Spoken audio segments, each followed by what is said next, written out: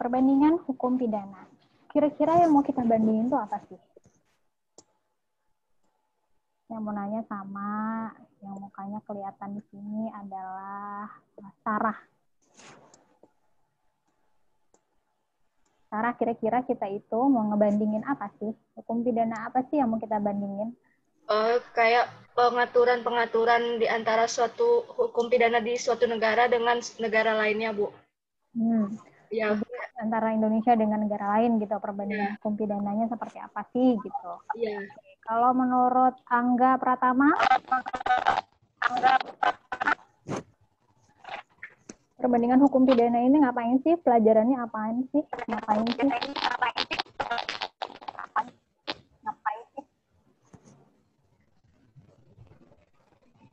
Coba di-unmute dulu, Angga.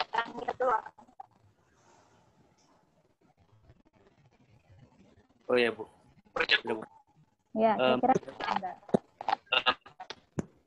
Baik, Bu. Mengenai perbandingan suatu undang-undang atau antara yang satu dengan yang lain. Maksudnya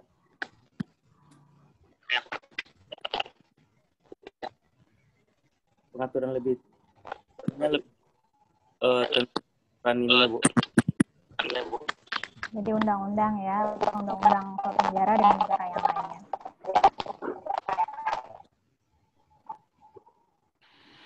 Baik, pada prinsipnya memang kita bahas itu, ya, undang-undangnya yang kita lihat, tapi juga prinsip-prinsip hukumnya. Ini saya pikir udah tahu lah ya. Baik, permasalahan hukum, perbandingan hukum. Pada prinsipnya yang akan kita bahas itu sebenarnya apa sih perbandingan hukum pidana, terus ngapain sih kita harus melakukan perbandingan hukum pidana, terus legal family dan traditional di dunia itu apa aja, kemudian konsep-konsep dalam perbandingan hukum, kemudian sumber-sumber hukum yang merupakan yang berbeda-beda di setiap legal family, terus history dan karakteristik dari baik itu law, Islamic law, dan hukum adat. Dan hal-hal yang penting dalam melakukan analisis perbandingan hukum. Jadi ini yang akan kita bahas dalam perkuliahan kita. Pada awal ini kita akan membahas pengertian dari hukum pidana, dan kemudian sejarah perbandingan hukum pidana, kaitan dengan disiplin atau bidang hukum lainnya, yaitu sejarah hukum, sosiologi hukum, dan hukum internasional.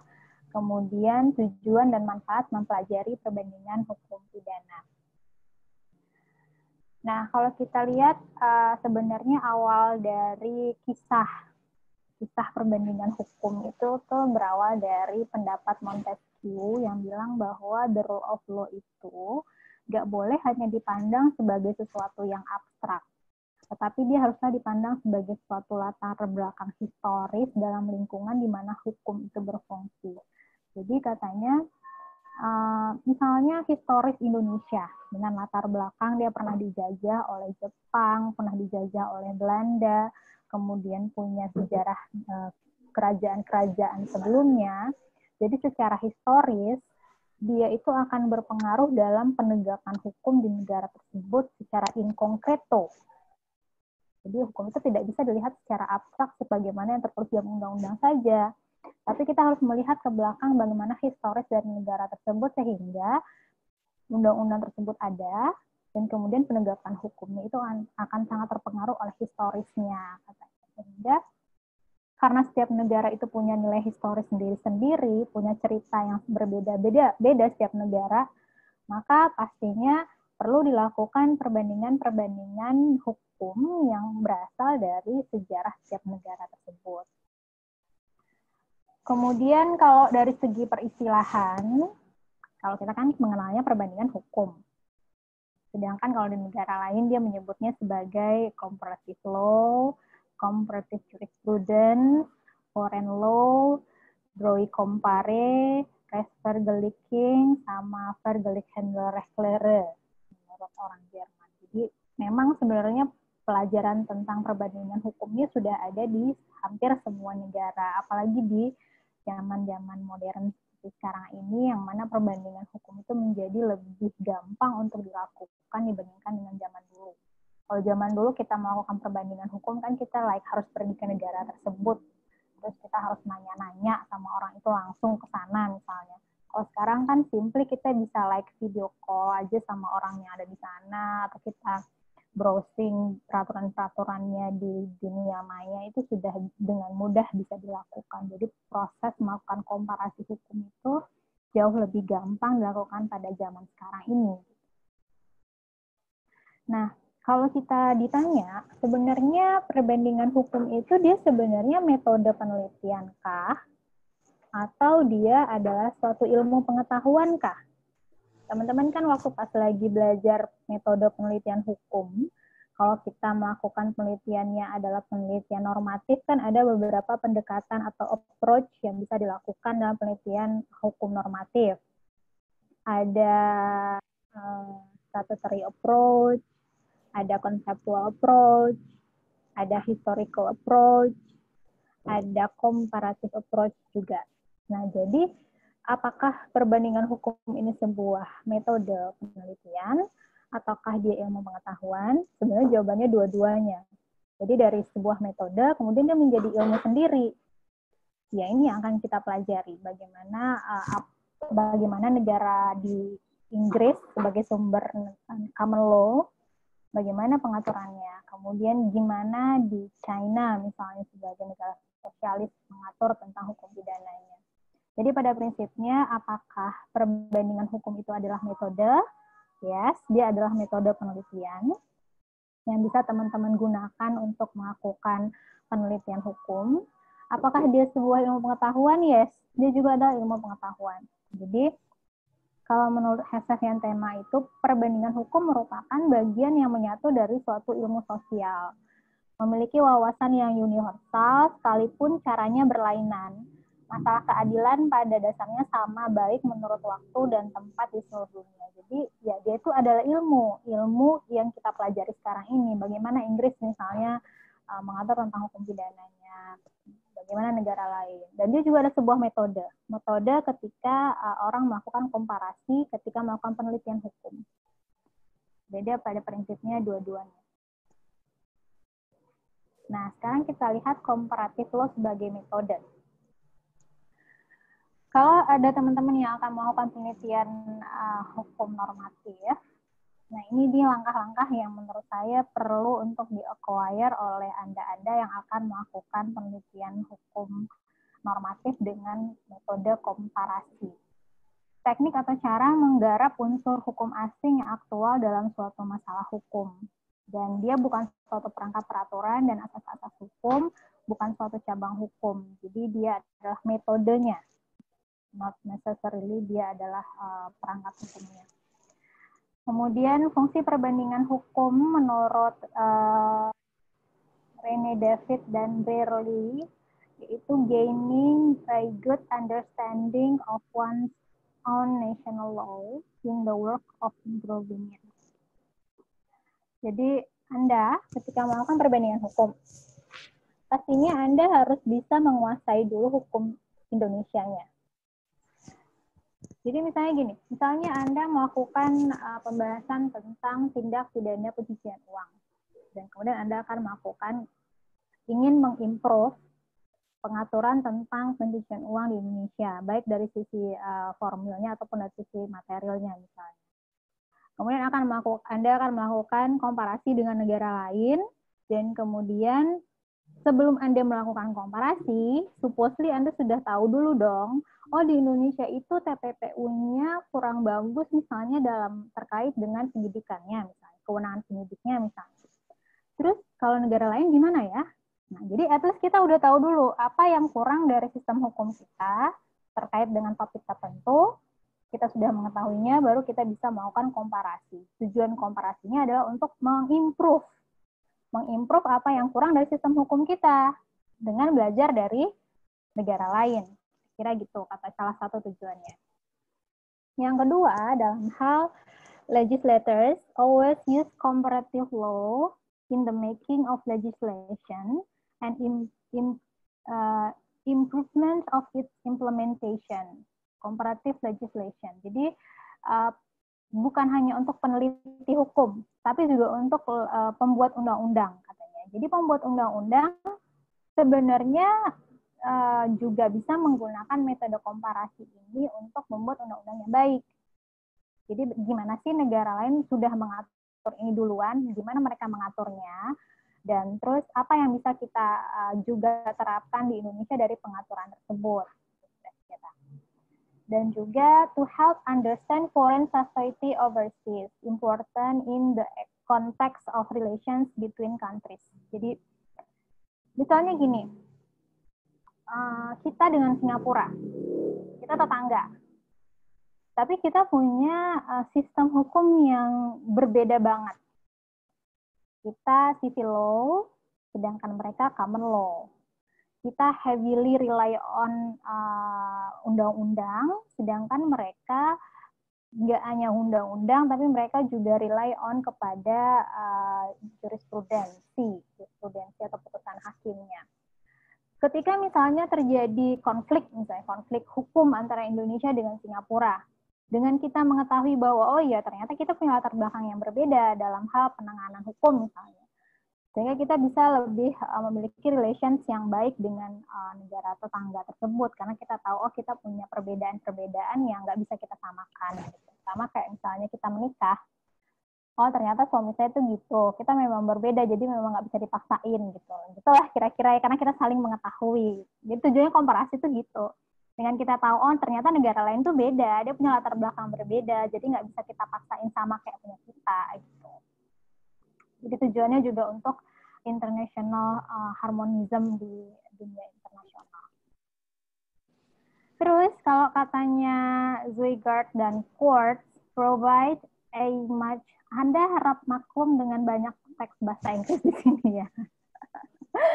Jadi ini juga melatih Anda untuk bisa berbahasa Inggris dengan baik. Karena saya ngambilnya dari buku baik berbahasa Inggris, jadi saya malas menerjemahkannya. Anda sendiri yang menerjemahkannya. Kalau bingung nanti bertanya, ya. Tapi saya pikir Anda semua udah casih bahasa Inggrisnya, jadi mungkin nggak sulit lah ya.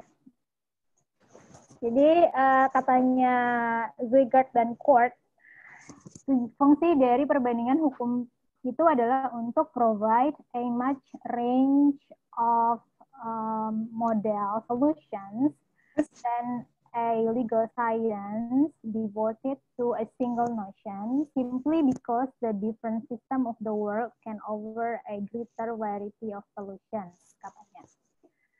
Jadi sebenarnya kan kayak permasalahan pencucian uang, permasalahan narkotika, permasalahan terorisme, itu nggak cuma punya Indonesia doang. Itu kan juga di negara lain juga menghadapi permasalahan yang sama.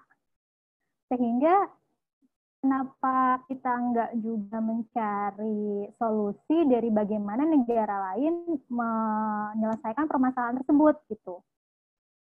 Gimana kamu sambil bobok-bobokan itu kuliahnya. Baiklah, saya harap maklum saja.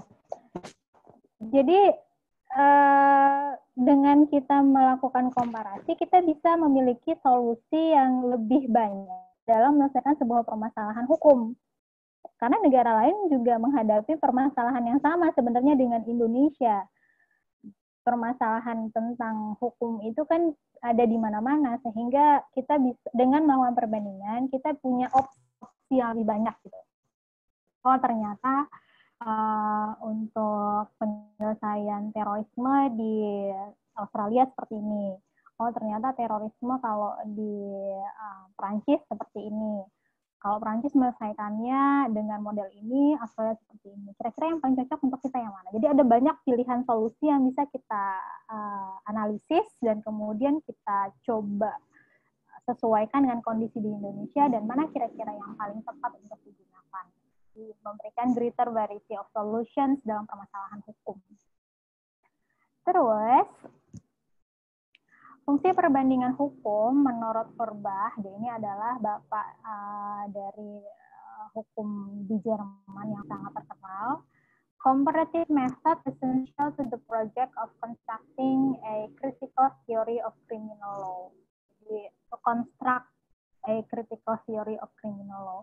Not only untuk undang-undang, tapi teori-teori hukum pidana juga sangat berpengaruh penting perbandingan antara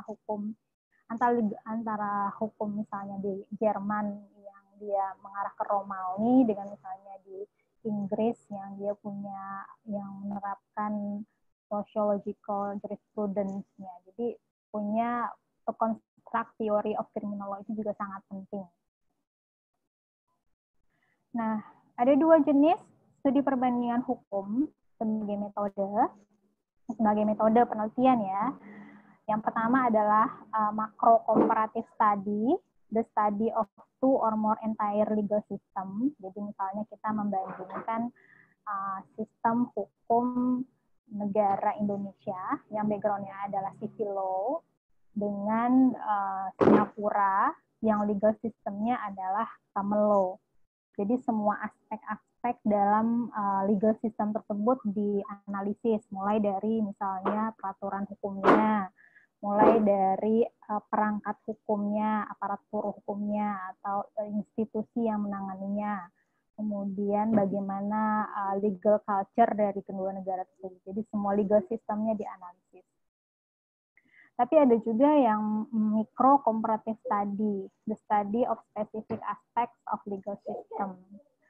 Contoh micro comparative study itu misalnya antar institusi, institutions or concepts peculiar to the system, atau the sources of law-nya, atau judicial-nya aja, the historical development of legal system-nya aja. Jadi misalnya Anda melakukan komparasi tentang pertanggungjawaban pidana korporasi antara Indonesia dengan Singapura misalnya.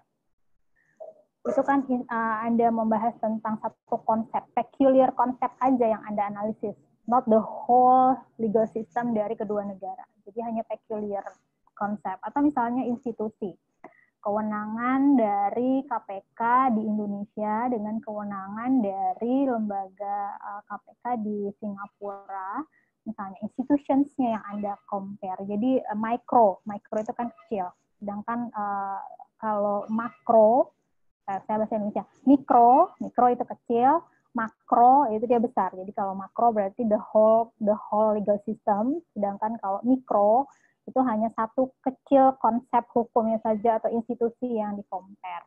Biasanya kita sebagai peneliti hukum, biasanya kita akan melakukan mikro saja, mikro komparatif study. Kecuali Anda bisa melakukan penelitian disertasi, itu memungkinkan melakukan entire legal system komparatif. Nah, jenis perbandingan hukum, comparison of foreign system.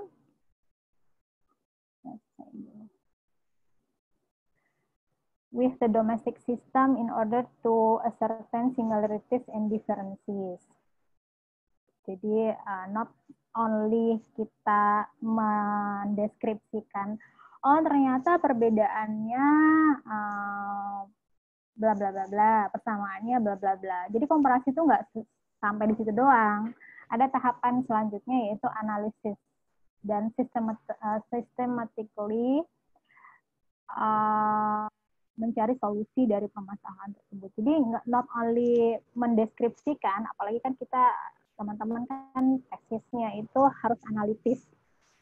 Jadi perbandingannya not simply hanya memaparkan, oh ternyata Singapura gini, Indonesia gini, persamaannya ini, perbedaannya ini. Terus so what gitu, nggak cuman gitu. Tapi Anda perlu memberikan analisis terhadap persamaan dan perbedaan tersebut, dan kemudian systematically solutions which various systems offer for a given legal problem. Jadi apa solusi yang diberikan oleh masing-masing legal system dalam permasalahan hukum yang sedang diteliti. Kemudian investigate the causal relationship between different legal systems. Kira-kira ada nggak sih perbedaan antara misalnya background ekonomi Indonesia dengan Singapura yang jauh berbeda, mungkin mempengaruhi legal culture dari negara tersebut misalnya. Sehingga mungkin itu adalah relationship dari faktor di luar hukum yang berpengaruh terhadap penegakan hukum. Terus compare the several stages of various legal systems. Misalnya Indonesia sama-sama civil law, dengan Belanda sama-sama civil law, tapi stages of legal systems-nya mungkin di Belanda jauh lebih mature dibandingkan dengan di Indonesia yang masih belajar-belajar, dan sehingga nggak lagi pure civil law tapi juga terpengaruh dengan sistem hukum lainnya. Misalnya seperti itu. Terus discover or examine legal evolution generally according to periods and systems. Jadi perubahan evolusi dari masing-masing legal system berdasarkan pada waktu dan sejarahnya masing-masing. Saya agak lelah membacakan ini. Coba saya mau minta tolong sama Anda deh untuk menjelaskannya. Rahmat Ramli, coba Anda dong yang menjelaskan ini, nanti saya mengkoreksi kalau ada yang kurang. Silahkan. Izin Bu, tadi lagi kurang dengar Bu. Maaf, saya lagi apa juga Bu? Masih di kantor Bu. Oh, kamu kerja apa? Saya lagi kerja di Bawaslu Bu. Soalnya lagi ada tahapan pencalonan hari ini Bu, pencalonan gubernur. Jadi kita tunggunya sampai jam 12 malam Bu. Gitu. Jadi kamu nungguin pencalonan gubernur sampai jam 12 malam. Iya Bu. Oke, kamu jadi jabatannya apa di situ? Saya bagian di sekretariat Bu. Bagian penindakan Bu. Oke. Nggak bisa mencari ruangan yang bisa untuk kuliah dengan benar? Bisa Bu. Karena dari tadi digangguin terus sama perempuan yang satu itu tuh. Saya bingung. Iya, dia nanya-nanya mulu Bu. Ya Bu, saya cari ruang dulu Bu.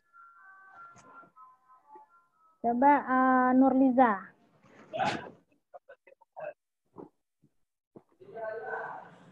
Saya Bu. Dibacain Bu. Ya diterangin lah. Modern comparative law recognize important relationship between law, histories, cultures, produce a distinctive national character and ambition. Metode perbandingan tidak akan membatasi diri pada perbandingan yang bersifat deskriptif, tetapi juga diperlukan data tentang berfungsinya atau efektivitas hukum, sehingga diperlukan metode sosiologis. Juga diperlukan metode sejarah untuk mengetahui perbandingan dari hukum yang diperbandingkan. Metode Jadi apa maksudnya modern comparative law itu, Liza? Izin Bu, yang saya mampu pahami, dari kata-kata metode perbandingan tidak akan membatasi diri pada perbandingan yang bersifat deskriptif, tetapi juga diperlukan data tentang berfungsinya atau efektivitas hukum. Jadi dalam mengkaji dalam mengkaji perbandingan hukum tidak hanya berpatok pada hal-hal yang bersifat deskriptif, tetapi kita juga memerlukan metode secara sosiologis agar fungsi atau efektivitas hukum yang akan diterapkan pada masyarakat berfungsi sebagaimana dengan yang kita inginkan atau sesuai dengan tujuan dibentuknya hukum. Juga selain hal tersebut, diperlukan pula metode sejarah untuk mengetahui perbandingan hukum.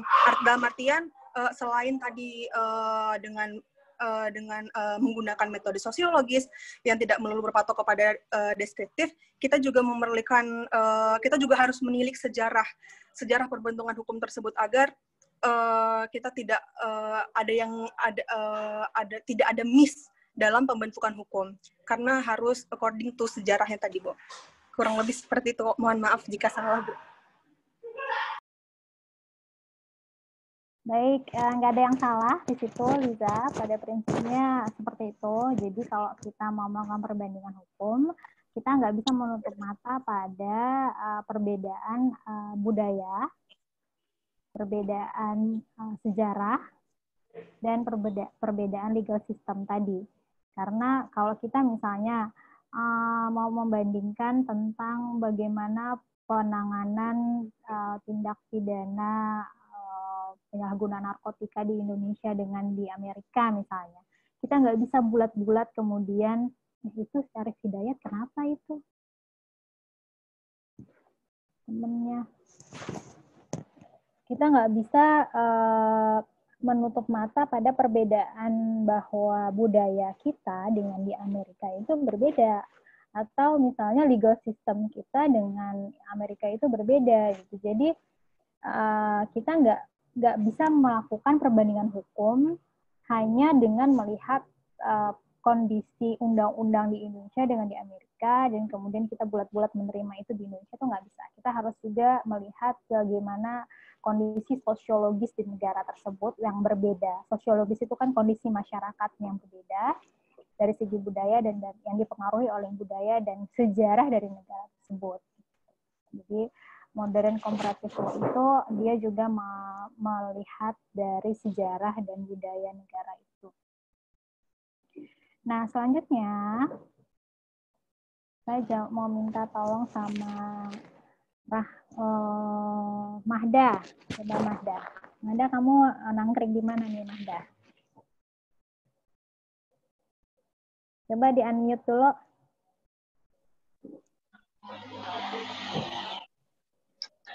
Udah, Bu. Udah, kamu nangkring di mana ini? Numpang di mana? Toko orang, Bu. Toko. Oke. Mahda, kamu bisa lihat nggak tulisannya? Saya bisa, Bu.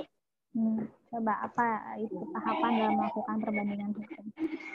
Jadi di dalam melakukan tahapan dalam melakukan studi perbandingan itu dimulai dari descriptive phase, kemudian identification phase, dan mana lagi? Hilang, Bu. Sorry. Dan explanatory phase. Apa itu? Mungkin yang bisa saya tangkap di sini tahapan-tahapan dari melakukan studi perbandingan itu sendiri dimulai dari deskriptif gitu. Awalnya mendeskripsikan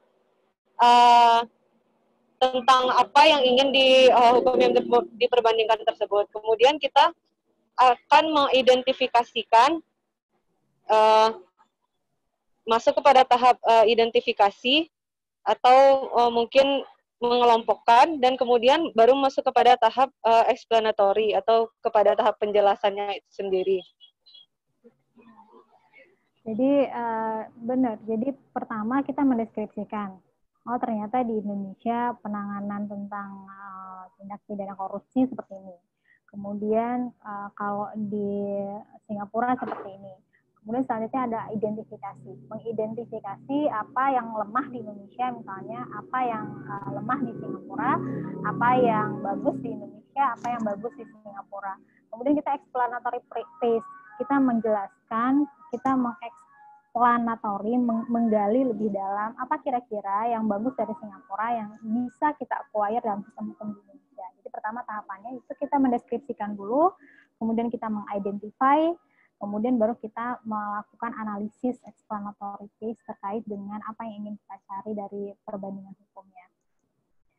Blueprint metode studi perbandingan hukum, pertama kita identify the problem state as precisely as possible, kemudian identify the foreign jurisdiction, terkait dengan legal family-nya, legal tradition-nya, kemudian decide which primary sources are going to be needed.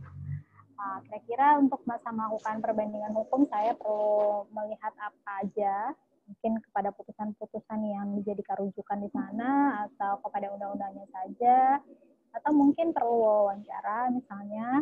Kemudian gather and assemble the material relevant to the jurisdiction being examined, mengumpulkan materi-materi yang dibutuhkan untuk jurisdiksi tersebut untuk Anda lakukan pemeriksaan.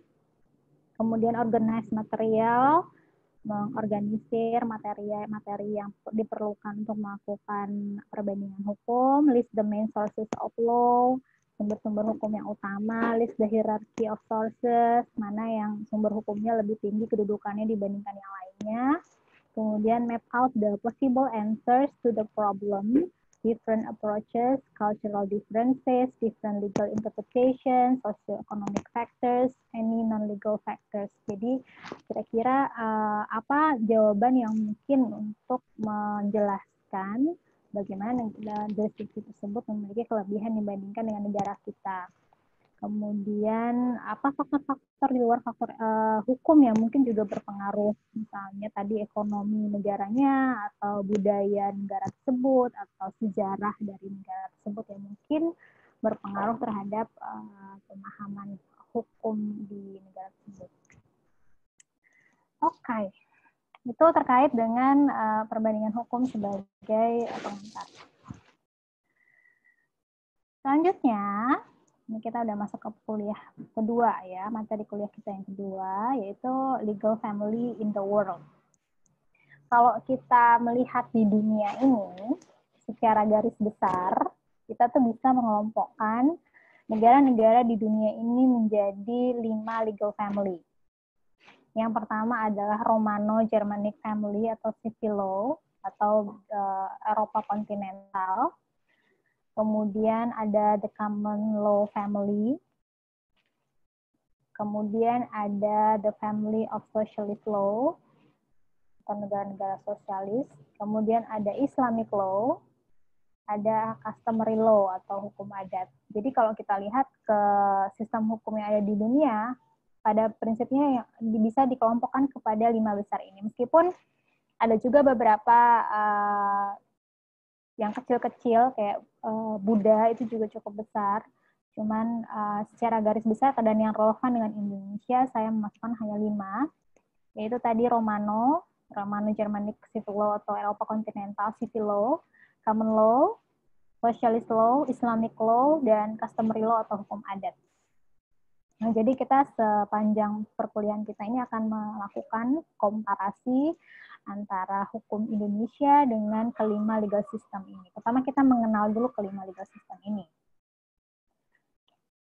Baik, ini akan kita bahas pengertian dari masing-masing legal system, kemudian sejarahnya, sumber-sumber hukum yang mereka gunakan, penyebarannya seperti apa, kemudian lembaga-lembaga yang ada di sana, konsep hukum utama, dan sistem peradilan di negara tersebut. Dan kemudian kita juga akan membahas asas-asas hukum pidana di beberapa negara yang menjadi asas-asas dasar dari hukum pidana, yaitu asas hukum pidana, asas legalitas, asas mens rea, kesalahan, preseden, strict liability, dan vicarious liability. Kemudian juga pidana pokok dan pidana tambahan, kemudian pemberatan pidana dan pengurangan pidana. Nah, major legal system. Kalau kita lihat penyebarannya, nih teman-teman bisa lihat nggak sih di tempatnya masing-masing. Paling banyak tuh mana? Negara yang paling legal system yang paling banyak dianut di dunia itu apa? Civil law. Civil law. Civil law itu dimulai dari sini bawah dan Amerika Latin sebagian besar. Kemudian negara Eropa ini dia mix antara customary law. Terus di Eropa itu kebanyakan juga civil law. Common law, Amerika, Inggris sedikit, negara-negara jajahannya Inggris, Australia, dan Muslim itu kebanyakan Timur Tengah, Middle East, di sini. Kemudian customary ada di beberapa wilayah di Asia, kemudian Indonesia sedikit, dan mix di beberapa negara. Jadi memang yang paling banyak di seluruh dunia itu adalah civil law. Jadi civil law itu kan dia adalah jajahan, dia berangkat dari Romawi, kemudian diterapkan di Jerman, kemudian Belanda, Prancis, kemudian dia menyebar ke negara-negara jajahannya. Kalau common law, dia berasal dari Inggris dan kemudian ke negara-negara jajahannya. Nanti akan kita lihat satu-satu. Jadi kalau ditanya, sistem hukum apa yang paling banyak di dunia? Jawabannya adalah civil law. Sekarang kita lihat Romano-Germanic system atau civil law. Foundation-nya adalah compilation of rules made in the 6th century AD under the Roman Emperor Justinian, Corpus Juris Civilis of Justinian. Jadi ini memang dari Romawi. Dari Romawi yang Kemudian kitab ini disebut dengan Corpus Juris Civilis of Justinian karena yang menyusunnya adalah di zaman Justinian Emperor. Kemudian the code was introduced in law school between 1100 sampai 1200 AD, dan kemudian institutionalization of the legal system by Napoleonic Codes, the Code of New German Empire of 1900, Swiss Code of 1907. Jadi pertamanya dari Corpus Juris Civilis of Justinian dari zaman Romawi, dan kemudian nilai-nilai dari kitab yang dibuat oleh Justinian ini kemudian diajarkan kepada mahasiswa-mahasiswa Fakultas Hukum yang ada di sana pada zaman itu, dan kemudian dijadikan undang-undang di negara-negara yang dapat pengaruh dari Romawi. Di Jerman itu tahun 1900, di Prancis melalui Napoleonic Codes yang kemudian ini menjadi Codes yang kemudian Prancis menjajah Belanda dan kemudian Belanda menjajah kita. Dan kemudian di Swiss tahun 1907. Nah, jadi gitu kira-kira sejarahnya. Mulai dari zaman Romawi, kemudian diajarkan di universitas-universitas hukum, di fakultas-fakultas hukum, dan kemudian diinstitutionalize dalam bentuk undang-undang melalui kode di Prancis, di Jerman, di Swiss, di negara-negara Eropa. Jadi kalau kita melihat memang dia berdasarnya dari Eropa kontinental. Kalau Anda lihat ke peta tadi, Eropa itu kan dia ada, ini Eropa nih. Ini Eropa daratan. Kalau Anda pernah ke Eropa, Inggris itu dia sendirian pulau kecil ini. Makanya Inggris itu dia tidak menyebut diri dia sebagai bagian dari Eropa kontinental, karena dia memang terpisah, dia pulau terpisah. Sekarang dia udah keluar dari EU kan, jadi lagi ada wacana untuk dia visanya dia juga sendiri, dia juga nggak mau pakai euro. Nah, jadi meskipun dia Eropa, tapi dia merasa dia bukan bagian dari Eropa kontinental. Jadi makanya kalau civil law itu memang disebutnya sebagai hukum negara kontinen. Kontinen itu daratan di Eropa. Jadi itulah kenapa akhirnya namanya adalah Eropa kontinental. Itu. Kemudian sistem hukum Eropa kontinental atau civil law, dia fokus utama sistem hukum ini adalah penggunaan. Coba saya dibantu dong, ideal. Sistem hukum Eropa kontinental ideal. Boleh tolong di-unmute dulu mic-nya. Sistem hukum Eropa kontinental atau civil law. Fokus utama sistem hukum ini adalah penggunaan aturan hukum yang bersifat tertulis, yang dikodifikasikan atau dihimpun secara sistematis, tujuannya untuk kepastian hukum. Hukum selalu diidentikan dengan undang-undang. Salah satu peristiwa yang sangat memberikan warna dan pengaruh besar terhadap sistem hukum Eropa kontinental adalah Revolusi Prancis. Peranan hakim mentafsirkan lebih lanjut aturan hukum tertulis sebatas wewenangnya, tidak mengenal juri di pengadilan. Hakim yang memeriksa, mengadili, dan memutuskan suatu perkara adalah majelis hakim atau panel. Nah, jadi pada prinsipnya dia heavy rely on undang-undang. Jadi hukum itu ya apa yang ada di undang-undang. Nggak bisa orang itu dihukum kalau nggak ada undang-undangnya. Asas legalitasnya itu sangat strict kalau di civil law. Jadi karena dia mengkodifikasikan aturan-aturan dalam undang-undang, ya hukum itu adalah undang-undang.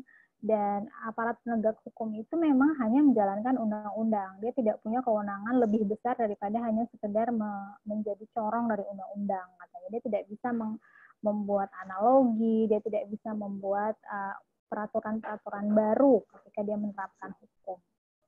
Itu sistem hukum Eropa kontinental. Jadi kelemahannya sistem hukum ini tidak dapat mengikuti perkembangan zaman karena hukum itu seringkali bersifat statis dan cenderung sebagai pelaksana undang-undang tanpa dapat menafsirkan untuk mendapatkan keadilan yang sesungguhnya. karena memang undang-undang itu butuh waktu cukup lama untuk membuatnya. Kita lihat aja KUHP yang udah dirancang dari tahun 1980-an sampai tahun 2020 ini masih belum disahkan juga. Betapa susahnya kemudian membuat peraturan undang-undang yang akhirnya peraturan undang-undang itu jauh tertinggal dari perkembangan masyarakat yang sangat cepat perubahannya. Sekarang aja orang udah ngomongin misalnya data pribadi dan segala macam, undang-undangnya aja belum ada. Gitu. Jadi memang undang-undang hukum itu tertinggal dari perkembangannya.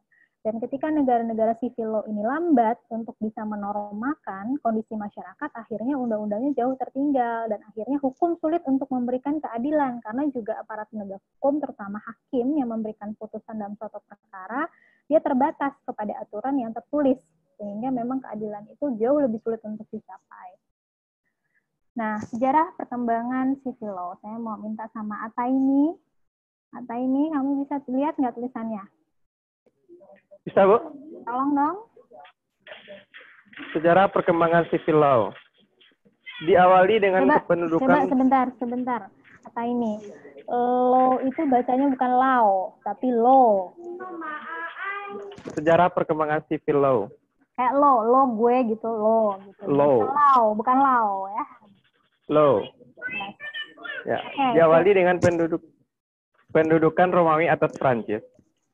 Kodifikasi modern dari Corpus Juris Civilis dilakukan oleh Prancis, atau kode sipil yang disusun setelah Revolusi Prancis pada tahun 1789 sampai 1795.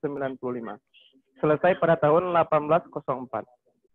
Sejak 1811 diberlakukan sebagai BW Belanda dan digunakan juga untuk daerah Hindia Belanda termasuk Indonesia. Nah, apa tuh artinya ini? Coba dijelaskan sedikit sejarahnya di Indonesia. Jadi di Indonesia, perkembangan hukum civil law diawali oleh kependudukan Romawi atas Prancis. Jadi perkembangan hukum di Indonesia dipengaruhi oleh kependudukan Romawi atas Prancis yang kemudian masuk ke hukum Indonesia dan dianutlah hukum tersebut melalui BW Belanda dan digunakan oleh daerah Hindia Belanda termasuk juga Indonesia. Ya, jadi kalau kita meruntut ke belakang, Indonesia itu kan dijajah oleh Belanda. Nah, Belanda itu dijajah oleh Prancis. Prancis itu dijajah oleh Romawi. Nah, jadi itu akhirnya kenapa kita menjadi civil law itu berangkatnya dari Romawi. Karena civil law kan berangkatnya dari Corpus Juris Civilisnya Justinian kan. Kemudian ini diterjemahkan oleh Prancis dalam undang-undangnya, yang kemudian diberlakukan sebagai BW di Belanda dan kemudian diberlakukan di Hindia Belanda. BW itu Burgerlijk Wetboek, itu undang-undang hukum perdata sebenarnya, tapi prinsipnya sama dengan yang ada di Strafrechtnya. Oke. Common law. Ini saya udah mau maghrib sebentar lagi. Saya di Jakarta kebetulan, jadi memang saya waktunya lebih awal. Saya mungkin nggak akan masuk ke common law system karena ini juga cukup panjang pembahasannya. Kita mungkin cukupkan sampai di civil law dulu. Kita lanjutkan common law-nya minggu depan. Mungkin ada yang mau bertanya dulu terkait dengan perbandingan hukum pidana sebagai ilmu dan sebagai metode, kemudian beberapa legal system, legal family, atau legal tradition yang ada di dunia. Ada yang mau bertanya dulu nggak?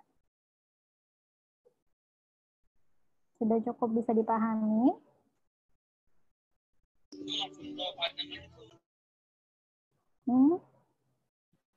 Cukup, Bu. Fananda, kamu angkat tangan nih, maksudnya apa nih Fananda?